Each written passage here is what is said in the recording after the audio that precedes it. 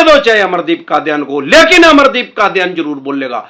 आज इनसे आजादी नहीं मिलेगी, भले 90 साल के बाद मिलेगी, लेकिन चिंगारी तो जला दी। 10 पर्चे दर्ज कर दे, 10 नंबरी बना दो मेरे को, मैं फिर भी नहीं रुकूंगा। क्या कारण है? आज मैं आया हूं आगरा में। आपको या आपके किसी भी यार प्यारे रिश्तेदार को लोन से रिलेटेड कोई भी दिक्कत परेशानी समस्या अगर आ रही है, लोन से रिलेटेड जो भी डॉक्यूमेंट्स आपके पास हैं वो सभी लेके आप मेरे से पर्सनल मीटिंग कर सकते हैं, पर्सनल एडवाइस ले सकते हैं आगरा में। अब मैं 49 साल का हो गया, मेरे को आज तक ये नहीं समझ में आई कि डेमोक्रेसी के अंदर, लोकतंत्र के अंदर ये चवन्नी छाप लोगों की बेइज्जती कैसे कर रहे हैं। इनका 499500 में इनके खिलाफ आप केस कर सकते हैं, मानहानि का दावा कर सकते हैं, इनकी साइबर सेल में शिकायत कर सकते हैं, एसएसपी के पास शिकायत कर सकते हैं। बहुत से आदमी मेरे को ये कहते हैं, कमेंट करते हैं, मेरे यार प्यारे रिश्तेदार भी मेरे को बोलते हैं, यार भाई साहब आप फेसबुक पे लाइव आके बोलते हो, आप यूट्यूब पे चैनल बना रखा है, अगर आप मुझे फेसबुक पे देख रहे हैं तो मेरा चैनल है यूट्यूब पे, जो पिछले 1 साल पहले बनाया था मैंने डिसेंट एडवाइस के नाम से, जिस पे पिछले 1 साल में मैं 1100 से भी ज्यादा वीडियो डाल चुका हूं लोन से रिलेटेड। आपको या आपके किसी भी यार प्यारे रिश्तेदार को लोन से रिलेटेड कोई भी दिक्कत परेशानी आ रही है तो वो आप YouTube के सर्च के ऑप्शन में जाके वो प्रॉब्लम लिखे, आगे डिसेंट एडवाइस लिखेंगे तो तुरंत प्रभाव से आपकी समस्या का समाधान हो जाएगा। अब लोग बोलते हैं सर आप YouTube पे भी बोल रहे हो, अब Facebook पे भी बोलने लग गए, आपकी FIR दर्ज हो जाएगी, आपका पर्चा दर्ज हो जाएगा। अरे मेरा कौन सा पर्चा दर्ज हो जाएगा भाई, मैंने क्या कह दिया? अरे मैं तो लोगों को राइट्स बता रहा, अधिकार बता रहा यार। और न्यू होगा तो हो जाने दे भाई, जो चवन्नी छाप मेरी सुन रहे हैं ना, 10 पर्चे दर्ज कर दे, 10 नंबरी बना दो मेरे को, मैं फिर भी नहीं रुकूंगा। क्या कारण है? मेरा चैनल सारे देश में सबसे आगे जाने का क्या कारण है? पिछले 1 साल में एडवाइस में सारे देश में सबसे आगे क्यों चला गया? अरे लाखों आदमी एडवाइस दे रहे हैं, लाखों चैनल हमारे देश में एडवाइस देने के। अमरदीप कादियान सामान्य बोलचाल की भाषा में बता और समझा देता है। अब कोई आदमी आपके पास एडवाइस लेने आया, आप उसको कानूनी भाषा में समझा रहे हो। अरे कानूनी भाषा तो नोटिस आई रहे यार, चवन्नी छाप ने भेजी रखे उसके अलावा।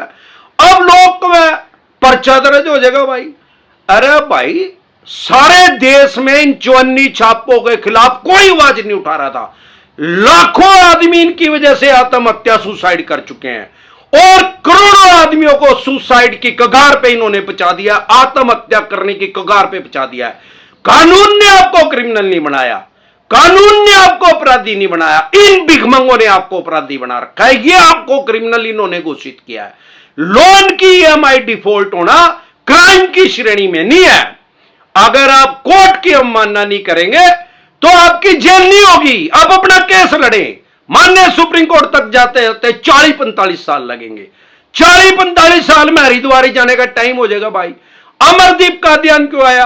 अरे मैं बैंकिंग को बहुत सालों से समझ रहा हूं, देख रहा हूं, बहुत से आदमी मेरे से पहले भी एडवाइस ले रहे थे, लेकिन जब से मैं यूट्यूब पे आया तो मेरा चैनल सबसे ज्यादा ग्रो क्यों करा। फेसबुक पे मैं 2011 से हूं, 2022 आ गया है। 4 जनवरी 2011 को मैंने अकाउंट बनाया था फेसबुक पे। मेरे फॉलोवर जो थे 11 साल में कितने बने थे? 300 350 भाई। और पिछले 6 महीने में जब से मैंने ये YouTube वाली वीडियो यहां पे डालने शुरू करी और मैं लाइव आना शुरू हो गया, 3.25 लाख हो गए हैं, 3.5 लाख होने वाले हैं। क्या कारण है भाई? अरे वैल्यू प्रोवाइड करी यार उनको उनकी हक बताए, राइट्स बताए। अगर लोगों का हित करना, उनके राइट्स बताना, उनके अधिकार बताना अपराध की श्रेणी में है, वैसे तो अपराध की श्रेणी में नहीं है।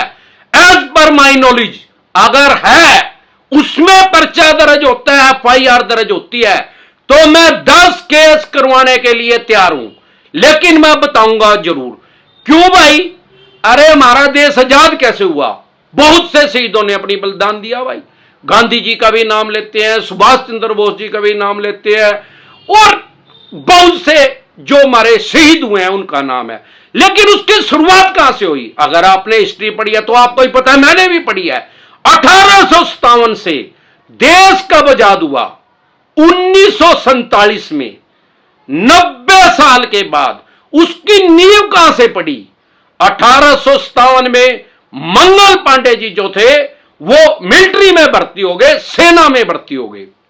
अब सेना में भर्ती होंगे तो स्वाभाविक बात है कि गोली तो चलानी पड़ेगी ना भाई। तो जब उनको गोलियां चलाने के लिए दी गई मिलिट्री में, तो उस पे जो गोली का जो खोल था वो गाय की चर्बी से बना हुआ था। अब क्योंकि मंगल पांडे जी हिंदू थे और हमारे धर्म में गाय को माता माना जाता है, पूजा जाता है गाय को, उस आदमी ने ना कर दिया, ब्रिटिश सरकार के खिलाफ एक बिगुल बजा दिया। उसने क्या भाई, मैं नहीं चलाऊंगा भाई, ये कारतूस मैं नहीं चलाऊंगा क्योंकि इसके ऊपर गाय की चर्बी है और हम अपनी गाय को अपनी माता मानते हैं।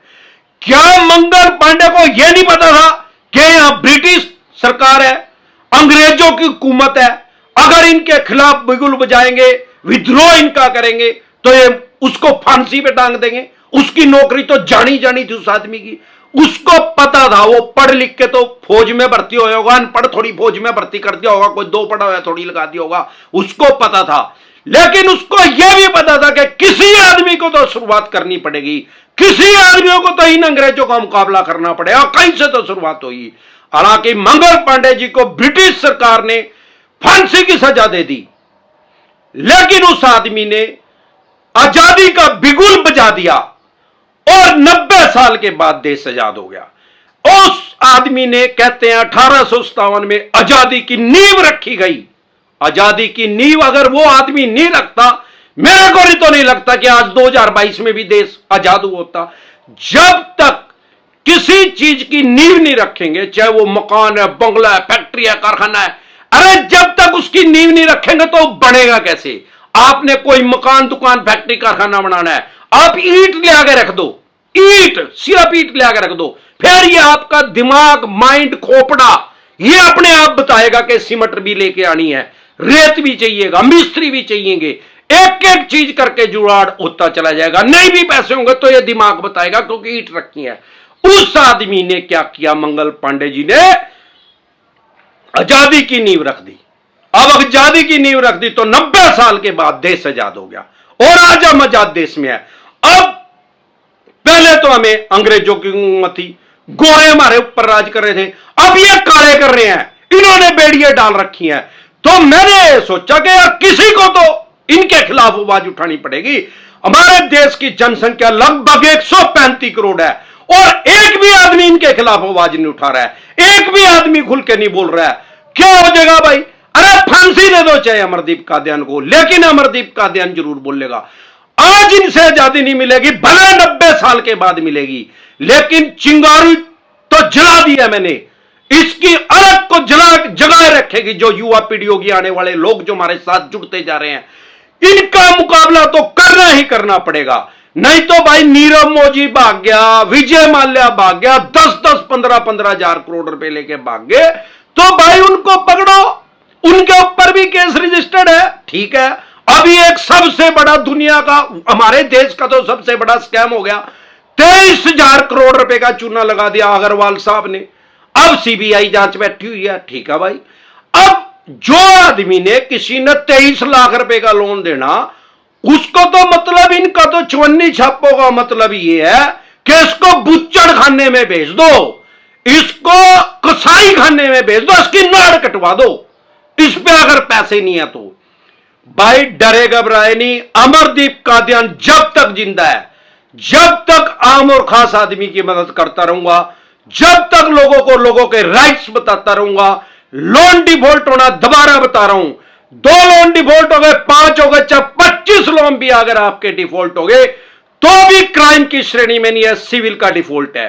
जेल का प्रावधान, कोई भी बैंक या एनबीएफसी कंपनी डायरेक्ट आपको जेल में नहीं भेज सकती, डायरेक्ट आपकी एफआईआर दर्ज नहीं करवा सकती लोन की ईएमआई डिफॉल्ट होने पे। फिर चाहे आपका 2 लाख का लोन है, 50,000 का लोन है, या 50 करोड़ का, या 500 करोड़ का, जितने भी करोड़ का आपका लोन है, डायरेक्ट आपके खिलाफ एफआईआर दर्ज नहीं हो सकती। कोई भी पुलिस वाला आपके घर नहीं आ सकता, ना ही कोई पुलिस वाला आपके पास फोन कर सकता है लोन की ईएमआई डिफॉल्ट होने में, क्योंकि पुलिस का काम हमारे देश में लॉ एंड ऑर्डर को मेंटेन करना है, कानून व्यवस्था बनाए रखना है, ना कि किसी भी बैंक या एनबीएफसी कंपनी की रिकवरी करके इनको देना। यह चवन्नी छापों का काम है। मैं तो कह रहा हूं चवन्नी छाप खत्म होनी चाहिए हमारे देश में से, रिकवरी एजेंसी को हटाना चाहिए।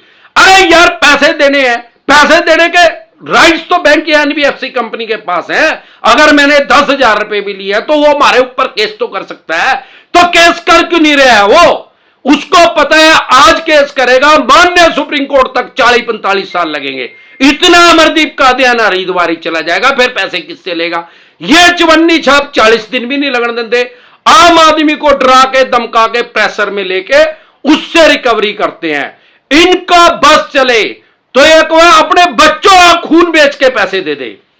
भाई मैं ये समझता हूं कि अगर अमरदीप कादियानी सुभाष को ना उठाता तो कोई और आदमी उठाता, लेकिन अब तक तो किसी ने उठाई नहीं थी। अब मैं क्या सोच रहा हूं कि हमारे साथ ज्यादा से ज्यादा आदमी जुड़े ताकि हमारी आवाज सारे देश के हर कोने तक जाए और सरकार भी इस बात को समझे कि लाखों करोड़ों आदमी जो है सुसाइड की कगार पे पहुंच चुके हैं। यह अपराधी नहीं है, यह क्रिमिनल नहीं है। इनकी 7 पीढ़ी में किसी ने क्राइम नहीं किया। ये कभी थाने में नहीं गए, कभी कोर्ट में भी नहीं गए, ना इनकी 7 पीढ़ी में कोई वकील है।